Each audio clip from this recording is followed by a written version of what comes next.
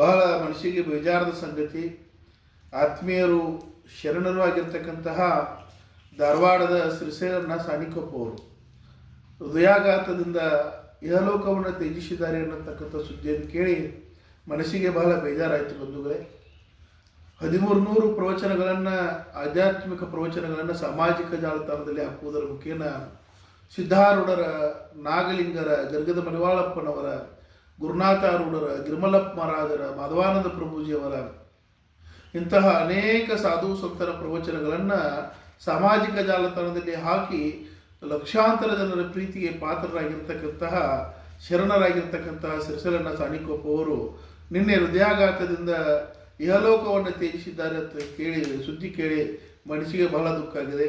ಅಂಥ ಮಹಾನುಭಾವ ಅನೇಕ ಮಠಗಳ, ಧಾರ್ಮಿಕ ಕ್ಷೇತ್ರಗಳ, ಧಾರ್ಮಿಕ ಪರಂಪರೆಯ ಸಾಧು ಸಂತರ ಇತಿಹಾಸವನ್ನು ಸಮಾಜಕ್ಕೆ ಸಾರಿ ಹೇಳಿ ತನ್ನ ಇಹಲೋಕ ಯಾತ್ರೆಯನ್ನು ಮುಗಿಸಿ ನಮ್ಮನ್ನೆಲ್ಲ ಅಗಲಿ ಹೋಗಿದ್ದಾರೆ.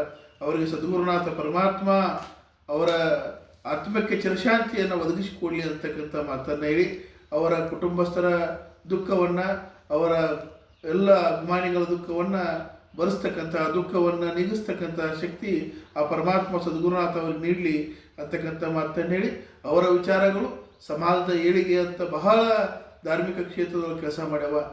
ಉದಾಹರಣೆಗೆ ನೀವು ಶ್ರೀಶೈಲನ ಸಾನಿಕೊಪ್ಪ ಅಂತೇಳಿ ಸಾಮಾಜಿಕ ಜಾಲತಾಣ ಆಗಿರ್ತಕ್ಕಂಥ ಯೂಟ್ಯೂಬ್ಗಳು ಬಡಿದ್ರಿಪ್ಪ ಅಂತಂದ್ರೆ ಅವರ ಹೃದಯದ ಮಾತುಗಳಿಂದ ಆಧ್ಯಾತ್ಮದ ಪ್ರವಚನಗಳನ್ನು, ಸಾಧು ಸಂತರ ಇತಿಹಾಸವನ್ನು ಬಹಳ ಮನಮುಟ್ಟುವಾಗಿ ಇರ್ತಕ್ಕಂಥ ಮಹಾನುಭಾವ ನಮ್ಮನ್ನೆಲ್ಲ ಅಗಲಿದ್ದು ಮನಸ್ಸಿಗೆ ಬಹಳ ದುಃಖ ತರ್ತಾ ಇದೆ ಬಂಧುಗಳೇ.